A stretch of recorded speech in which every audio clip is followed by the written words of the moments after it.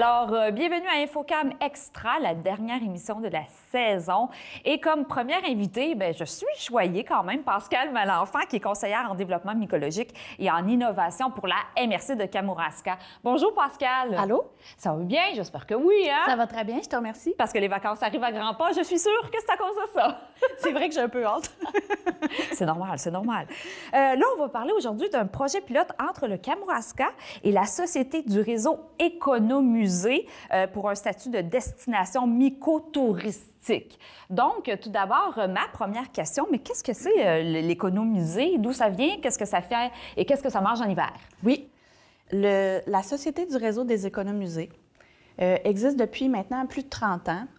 Eux, ce qu'ils font, c'est travailler avec les artisans, les gens qui ont des savoir-faire traditionnels ou en tout cas culturels.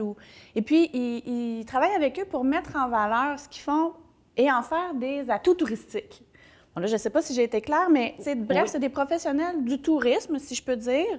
Puis, eux, ils travaillent beaucoup avec les gens qui sont dans, justement, des artisans, l'alimentaire, le bioalimentaire, les savoir-faire traditionnels. Un peu de tout, là. Et qui accompagnent ces organisations-là pour promouvoir vraiment là, pour faire des attraits touristiques puis les professionnaliser. Nous, dans notre coin, celui qui est le plus connu, c'est celui du domaine à Serres, qui est membre du réseau Économusée. Donc, on va là-bas. Eux, ils font du vin, hein? Oui, bien, des produits de l'érable. Ils mettent en valeur des produits de l'érable. Donc, c'est une association qui est un peu improbable, a priori, avec la MRC de Kamouraska, mais ça se produit à un moment parfait.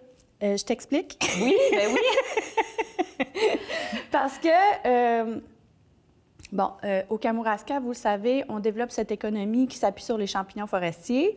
Et une de nos volontés, une de nos orientations de développement, c'était de devenir une destination mycotouristique. Oui. Donc, évidemment, on travaille là-dessus depuis quelques années, mais on avait besoin d'un petit coup de pouce pour nous aider à professionnaliser tout ça, puis à développer les attraits mycotouristiques. Si tu veux, on pourra en reparler après. Mais au même moment, la Société du réseau des économusées, eux, développaient une nouvelle catégorie de membres qui étaient des membres destination. Donc, eux, ce qu'ils voulaient, c'était non plus travailler avec un artisan ou une entreprise, mais bien une région et s'assurer de développer une destination. Donc, on avait un match parfait entre nos intentions de développement de l'ASRE, donc la Société du réseau des économusées, et la MRC de Kamouraska pour développer la destination mycotouristique. Mais est-ce que c'est eux qui sont venus vous voir ou c'est le contraire parce que vous avez entendu parler de ça? Tu as dit, c'est en plein, ça nous touche là, pour le tourisme. Oui, on avait eu plusieurs échanges et j'avais été conférencière lors d'un colloque sur l'identité culinaire qui avait été organisé par eux. Donc là, ils ont comme vu ce qui se passait chez nous, ça a alimenté les discussions et on en est venu à ce projet pilote où nous souhaitons être accompagnés pour le développement de la destination mycotouristique et eux développer en même temps leur nouvelle catégorie de membres. OK. Mais là, comment ça va se concrétiser, ce projet pilote-là? Parce que si je comprends bien, c'est pas juste une organisation que vous allez travailler, là. C'est pas le Festival des champignons forestiers ou c'est pas une entreprise, c'est vraiment comment que je pourrais dire, un kit complet là, au niveau du tourisme. Donc, si on embarque dans ce projet, ça veut dire qu'on va voir l'ensemble des produits reliés aux champignons. Oui, tu as une bonne compréhension de ce que c'est. Ah merci.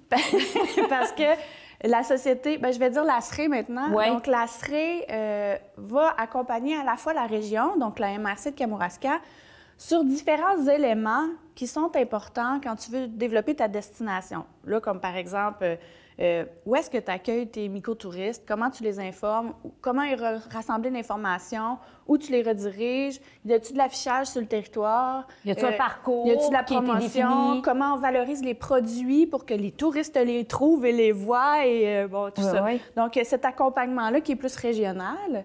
Et en parallèle, il y a également un accompagnement d'entreprise. Ce qui serait souhaité, c'est que disons, 3 à 5 entreprises embarquent dans la démarche et deviennent eux aussi membres du réseau des économusées.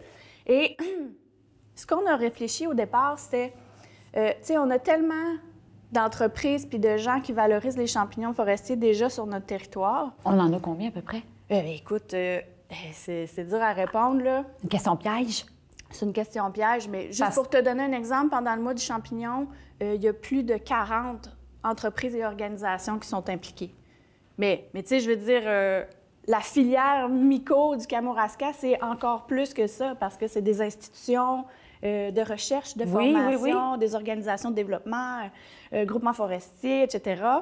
Mais je reviens un petit peu en arrière. On s'est dit, quelles sont les clés de notre destination?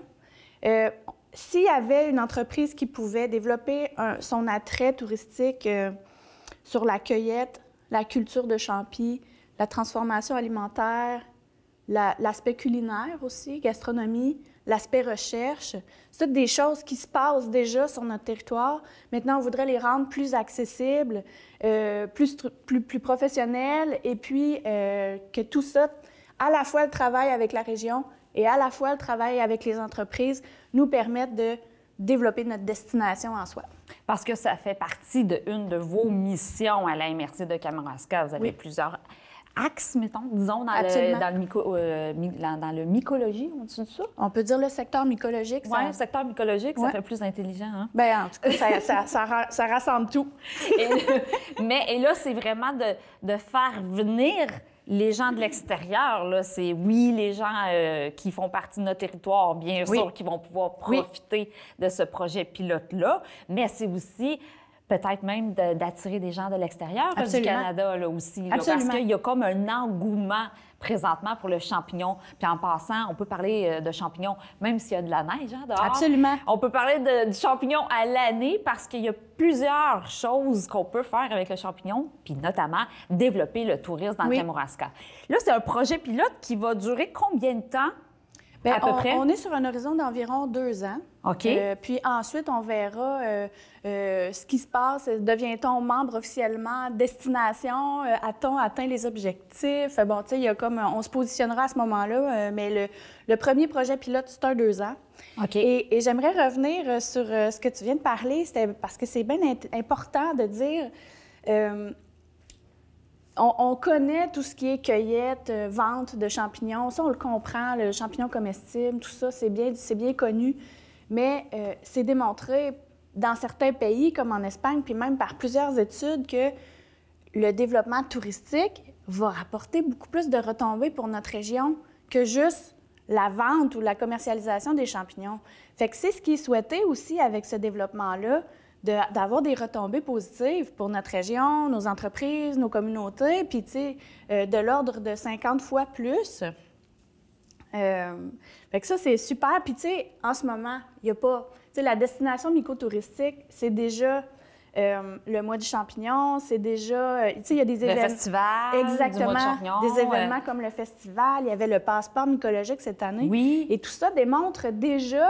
ça fonctionne déjà, là. Oui. L'engouement est là. L'engouement est là. Puis, tu sais, tantôt, tu disais, on veut faire venir des gens. Bien, selon ce qu'on a pu calculer cette année, là, pendant la saison du champignon, bien, c'est déjà près de 50 des gens qui sont venus au festival puis participer aux activités du mois du champignon qui arrivaient de l'extérieur. Donc, on attire déjà, mais là, on veut attirer encore plus. Davantage. Oui. Puis là, présentement, là, vous êtes où dans l'étape de ce projet pilote-là? Parce que vous travaillez de pair avec l'Économusée. Oui. Mais est-ce que tu es seule de ta gang du Kamouraska ou tu as une équipe avec toi là, qui va développer ça avec comment tu l'appelles, la SRE? Oui, la SRE. Bien, tu sais, en partant, je suis jamais toute seule pour développer tout ça. Il y a l'équipe du service de développement de la MRC qui est là, mais il y a aussi tout le comité Kamouraska mycologique qui rassemble 15 personnes de partout sur le territoire, de différentes organisations qui contribuent à ce développement-là. Donc, tu sais, je suis jamais toute seule. Heureusement, être seule dans son bateau, des fois, ça serait trop. Ça serait trop. Et c'est ça, il y a vraiment un partenariat, une collaboration, parce que vous avez aussi votre vision. Oui. Eux, ils ont leur vision. Puis c'est Absolument. de travailler ensemble pour créer vraiment quelque chose là, qui va être... Il y a déjà ces ponts entre la SRE puis les gens du milieu. Ils sont venus au début décembre. ils ont fait une première présentation avec les entreprises. On s'est promené pendant 2 jours pour qu'ils puissent visiter les lieux, les entreprises, rencontrer les gens. Donc, tu sais, ce maillage-là est débuté pour qu'ils comprennent bien, justement, qui sommes-nous, puis qu'est-ce qu'on fait, puis qu'est-ce qu'on souhaite faire aussi. C'est ça, la vision. C'est ça. Puis, l'équipe de la SRE va être là de nouveau fin janvier parce que ce sera la rencontre annuelle du secteur mycologique. On s'y verra probablement, d'ailleurs. Oh, probablement. C'est un rendez-vous. C'est une invitation que je ne peux refuser étant donné que je suis à la télévision. Tu sais, cette journée-là, c'est le moment où on fait le bilan de ce qui s'est passé dans l'année qui finit, qu'on regarde un peu ce qui s'en vient. Puis on prend le temps de se parler aussi entre les intervenants pour sentir qu'on fait partie d'un secteur qui se structure puis qui existe, puis qu'on puisse sentir qu'on est ensemble, là, ce qui a été plus difficile pendant la pandémie aussi. Oui, tout à fait. Hein? Fait que, alors, lors de la rencontre annuelle du secteur, les gens de la SRE seront de nouveau là, expliquer où ils sont rendus dans leur démarche, qui sont les entreprises qui embarquent à ce stade-là. Bon, on espère que toutes les entreprises qui touchent aux champignons embarquent, là. Ben, c'est un processus. Il n'y a pas d'urgence. On y va comme ça vient. Parfait. Et là, on va pouvoir voir dans quelques mois tout ce travail-là et les gens vont pouvoir participer là, à ce projet pilote-là. Absolument. Qui s'appelle, on l'a dit, mais ça s'appelle le concept destination. Exactement. Donc, tu sais, cette destination-là se développe déjà, va continuer de se développer, va se professionnaliser encore plus grâce à ce partenariat-là. Puis il va continuer par la suite, de toute façon, à se développer. Donc, on peut dire vive les champignons. Longue vie aux champignons. Au Kamouraska mycologique.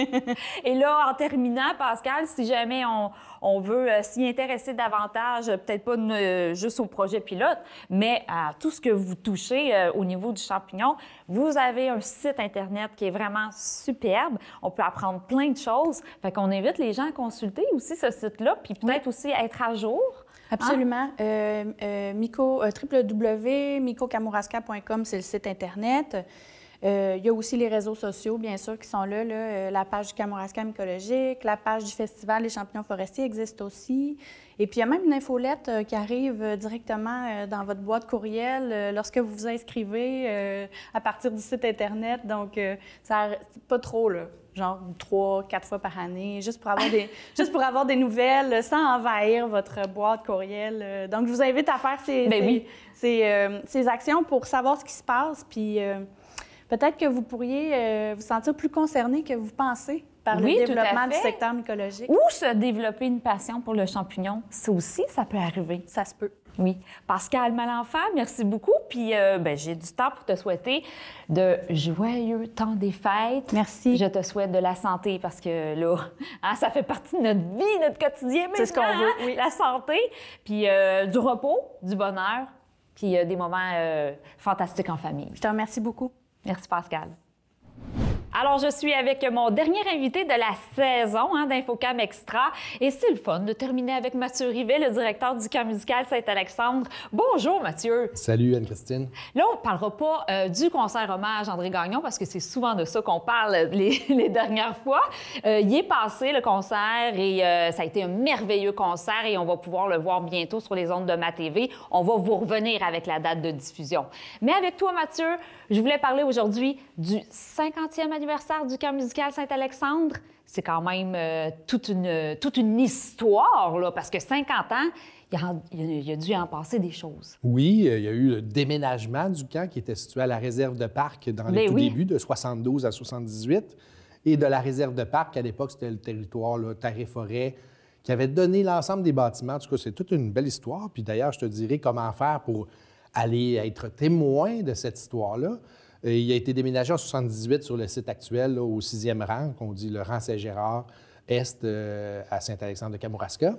Puis, tu sais, je suis assez fier aussi personnellement de dire que j'ai plus de 26 ans d'histoire avec le camp sur ces 50 ans-là. Donc, la moitié, là. La moitié, tout à fait, d'avoir été là, jeune enseignant au tout début dans ma présence ici au Kamouraska, puis d'avoir pris les rênes de l'organisation depuis bon nombre d'années.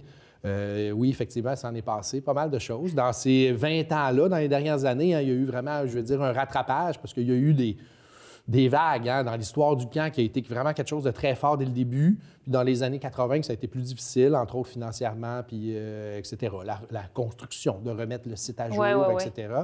Puis mais je peux penser que dans les années 70, il y a dû s'en passer des choses. Oui, écoute, puis tu sais, je peux peut-être venir tout de suite là-dessus. On a réalisé, dans le fond, un des activités, puis le fait d'être ici aujourd'hui, c'est vraiment un appel aussi aux gens qui ont contribué au camp dans ces années-là.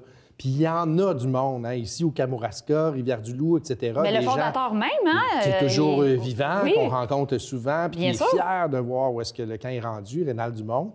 Donc, de se dire que ces gens-là, bien, on fait appel à eux, parce que là, autant sur notre site Internet et sur les capsules que je vais te parler à l'instant, c'est vraiment stimulant de voir tout ce qu'on a fait, entre autres cet été, avec la pandémie. Ça a permis à notre équipe de se renouveler, de réfléchir, de changer une multitude de choses pour arriver au 50e, vraiment au goût du jour, je dirais, là, avec un nouveau site Internet. C'est campmusical.com. Les gens peuvent aller le visiter, voir qu'est-ce qu'on offre dans les locations, dans les résidences artistiques, pour le studio et évidemment pour nos séjours d'été.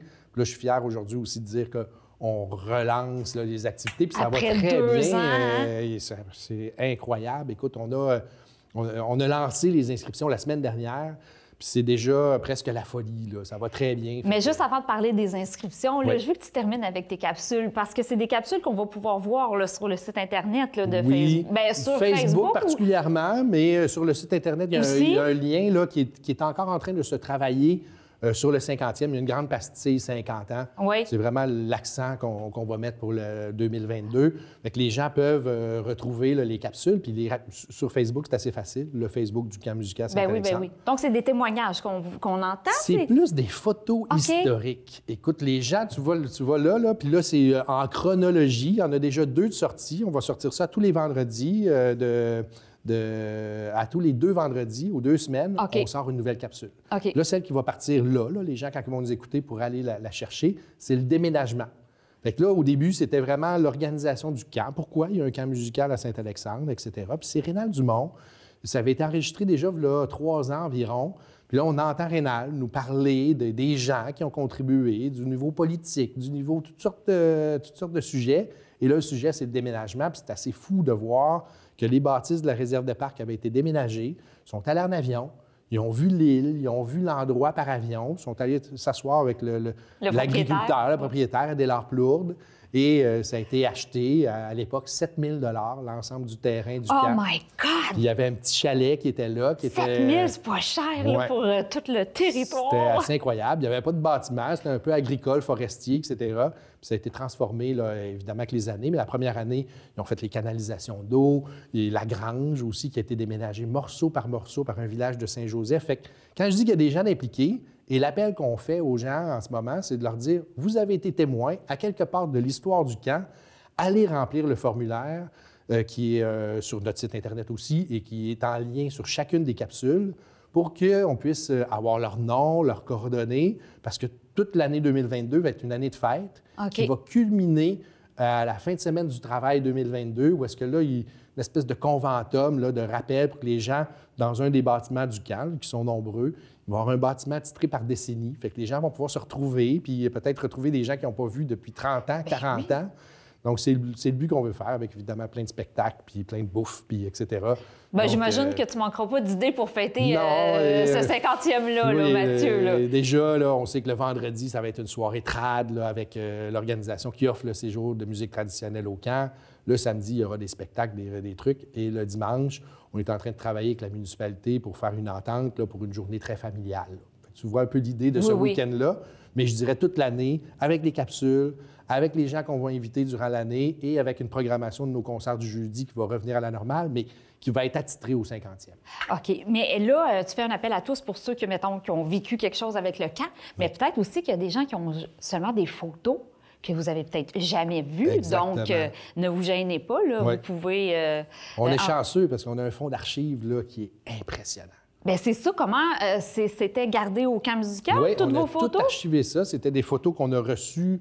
je ne sais pas si c'est en fichier numérique, mais en vraie photo, que nous, on a toutes numérisées, nommées, placées en dossier. Fait que quand il va arriver le 50e, ça va être le fun, justement, de se dire aussi telle décennie, on a des photos, souvenirs de ça, puis les gens peuvent se voir oui, comment mais j'en ai vu des photos des années 70, puis le pantalon éléphant, je vous le confirme, il était à la mode. Les voitures, en tout cas, c'était assez incroyable de voir ça. Puis d'ailleurs, ensemble, on avait fait une capsule historique sur le camp où il y a plusieurs photos d'archives. Oui, c'est vrai. C'est des choses qu'on va ressortir aussi dans le 50e là, pour pouvoir que les gens, puis on reçoit beaucoup de témoignages. « Oh, j'étais là en 1973, puis c'est les plus beaux souvenirs de ma vie. » Puis, tu sais, tout ça, là, c'est assez impressionnant de voir ce que ça suscite.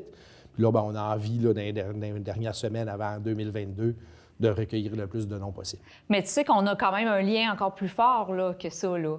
C'est que nous aussi, la TVCK va fêter son 50e anniversaire. Donc, on est deux super organismes. René Simard aussi fête ses 50 ans de carrière. On va l'inviter. Top pinouche! Hey, c'est notre année, là. Oui, oui. Et la bonne nouvelle, tu l'as dit tout à l'heure, enfin, les inscriptions pour les enfants, hein, pour des sessions d'une semaine ou 2 semaines, hein, ça dépend. Donc, les inscriptions commencent dès maintenant. Oui. Et toujours la même formule pour les résidents à Saint-Alexandre, c'est 50 de rabais. Tout à fait. Mais tout le monde est invité, bien sûr. Oui. Donc, comment ça se passe, là, présentement? Bien, écoute, c'est assez impressionnant parce que, tu sais, 2020, il y avait des gens déjà d'inscrits. La décision avec le gouvernement de fermer des centres de vacances comme nous, c'est prise peut-être au mois de mai. Fait que là, il y avait des scénarios qu'on avait faits. Puis il y avait du monde qui avait déjà payé, qui hein, était leur déjà inscription. inscrit, etc. Fait que là, 2020, 2021 aussi, on n'a pas tenu. C'est un choix là, que le camp musical a fait. Oui, mais c'était des activités familiales, par exemple. Oui, exact. C'est passé des C'était choses. pas régulier. C'est on ça. s'entend, on a changé la formule. Puis, donc, il y a des gens qui attendent depuis 2 ans, 3 ans pour venir vivre l'expérience du camp musical. Fait que je vous dirais, on a lancé au préalable aux gens, à ces personnes-là, une période d'1 semaine pour qu'ils puissent avoir une priorité dans l'inscription. OK. Puis là, on est rendu, c'est ouvert à tout le monde. Il y a OK. d'ailleurs un rabais jusqu'au 31 décembre de 50 pour chaque inscription qui vont se faire dans cette période-là. Comme tu l'as dit, pour Saint-Alexandre, il y a une entente avec l'École d'art, entre autres, puis des partenaires et le camp musical qui désirent faire en sorte que des jeunes de Saint-Alexandre puissent vivre l'expérience et être témoins de ce qui est offert en formation musicale. Puis on est content parce qu'on a renouvelé la formule de séjour. On a renouvelé au complet la façon de s'inscrire. On fonctionne avec une plateforme qui s'appelle Kidigo, qui va nous permettre là, d'avoir des suivis beaucoup plus intéressants. OK. On a Geneviève Goulet maintenant aussi, qui fait partie de notre équipe à l'année. Qui est La pianiste. La pianiste. Qui a joué dans le spectacle d'André Gagnon. Ouais, Exactement. tout est dans tout, hein? Tout est dans tout. Puis Geneviève enseigne au camp musical depuis des années, était coordonnatrice aussi musicale, puis là, un rôle vraiment de développement, puis de tout ce volet-là d'inscription, de mettre des nouvelles façons de faire. Puis nos séjours, bien, c'est un séjour de 7 à 11 ans qui est de 5 jours, 5 nuitées. Puis 2 séjours qui est de 12 nuitées pour les 10-14 ans et pour les 12-17 ans. Donc, c'est vraiment en catégorie d'âge. Ben oui, puis ils sont capables hein, de passer Oui. 2 semaines seuls sans voir leurs parents. Puis là, quand tu dis que tout est dans tout, bien, au concert d'André Gagnon, nous avions aussi Carl Mayotte, qui est un extraordinaire bassiste, révélation jazz de l'année. De Radio-Canada, de coup de cœur Radio-Canada. de Radio-Canada, Écoute, imagine. c'est un artiste incroyable, c'est une belle personne, c'est un enseignant aussi chez nous depuis quelques années. Puis là, on a décidé vraiment d'offrir pour la première fois, puis ça, c'est très rare au Québec, il n'en existe pas vraiment, un stage spécifique de jazz qui est ouvert aux adultes, aux jeunes aussi, mais aux adultes. Donc, c'est un nouveau séjour qu'on offre, qu'on appelle dans l'univers de Carl Mayotte. Oui, c'est ça. Qui est un séjour d'une semaine aussi, puis ça suscite là, un très bel intérêt.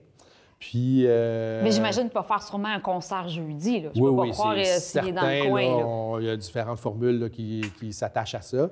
On est très heureux de pouvoir offrir ce nouveau séjour-là. Puis on aura toujours un séjour de musique traditionnelle ouvert aussi aux familles, aux adultes, qui est en partenariat avec le Marie Musique. Fait qu'on Ça, c'est repart toujours tout un ça. peu plus tard, hein, ça, Ouais, dans l'été? on est là? rendu au mois d'août. Oui. Puis là, ça culmine, bien, c'est même fin août. Puis là, tout de suite après la fin août, il y a notre 50e à la fin de semaine du travail. Fait qu'on voit que l'été va être bien rempli, le temps musical. On est content de ça. Programmation des concerts du jeudi renouvelée. En début d'été aussi, des classes nature qu'on met sur pied pour les écoles. Donc, il y a quand même beaucoup de choses qui se renouvellent, qui changent, qui évoluent, puis qui va nous permettre de vivre un 50e extraordinaire. Puis l'année prochaine, bien, il va y avoir une session pour cueilleurs de champignons. Oui, en mois de septembre, on revient avec le Festival des champignons forestiers. Ben oui. Puis on est super contents. C'est une très belle collaboration au niveau de la mycologie puis du tourisme, Ben du oui, bien mycotourisme. Puis, tu sais, au-delà du festival, le camp musical a bien envie. Là, on a développé aussi, on a acheté un terrain à côté.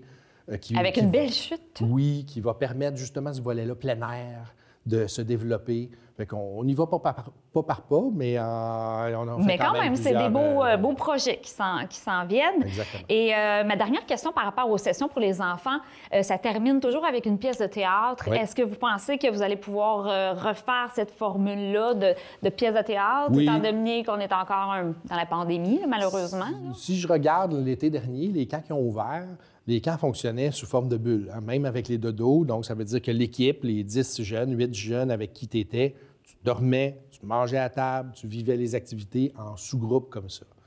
Là, le vaccin se fait pour les enfants. Oui. Quelle sera la réalité là, rendu à l'été? On est attentif. Oui. C'est sûr que chez nous, la comédie musicale, c'est un volet très important pour la fin de nos séjours parce que ça permet de faire le concert avec les jeunes dans une ambiance un peu plus théâtrale, si on veut. Puis c'est la fin, c'est la boucle aussi de la session. Fait que c'est vraiment en émotion, là, ce spectacle-là. Puis on le sent là, du début jusqu'à la fin, surtout la fin. Les jeunes sont investis, jeunes, ils pleurent. les enseignants, les animateurs, tout le monde est investi à ce travail-là. Puis c'est très souvent, en général, c'est nous qui écrivons l'histoire de cette comédie-là, qui en faisons les textes et qui en faisons aussi tout le volet de décor, de costumes, de chant choral, parce que c'est un volet très important au camp musical, le chant choral. Donc, tout ça mis ensemble, ça permet effectivement d'avoir un beau spectacle. Puis, on est déjà en train d'y travailler. Bon, on va surveiller ça. Donc, c'est le temps, c'est le moment. Inscription au camp musical Saint-Alexandre et ça fait par Kidigo. Kidigo, mais on va sur notre site. Dans le fond, c'est tout naturel. Il s'agit d'être inscrit sur la plateforme, là, mais on vous l'explique bien comment faire. Puis, j'ai envie de dire, là, ça vient d'ouvrir. Ça fait moins d'une semaine au grand public, appelons ça comme ça. Oui. Puis, tu sais, honnêtement, là, je suis très content de dire déjà que les gens attendent ça. On va être là l'été prochain. Il faut faire vite pour s'inscrire. C'est ce que je veux dire. Parfait. Bon, mais le message est lancé. Mathieu Rivet, merci beaucoup de ta présence. Puis étant donné que c'est la dernière émission de la saison, je te souhaite un joyeux temps des fêtes. Prends soin de toi et de ta famille et je te souhaite que du bonheur. J'ai envie de dire là, à tous les gens du Kamouraska, peu importe leur origine, de prendre ce moment-là de fête et de témoigner ensemble de ce temps d'arrêt-là qu'on a à tous s'offrir. Oui. Joyeux temps des fêtes à toi aussi. Bien, merci beaucoup, Mathieu. Et de notre côté, bien, vous le savez, c'est la dernière émission de la saison, donc on se retrouve après le temps des fêtes. Au revoir.